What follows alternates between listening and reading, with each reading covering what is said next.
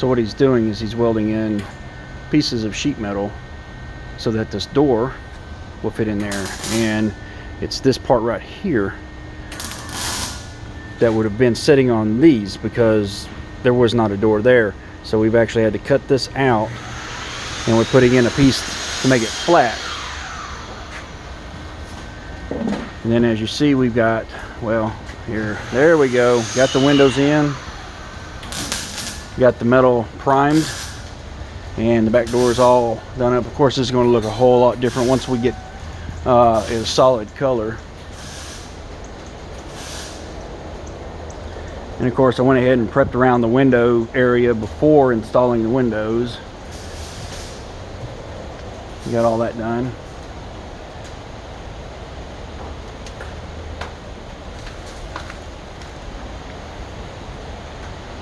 And we've got some of the inside done as well. We're in here doing some trim and stuff, and got the wall paneling on.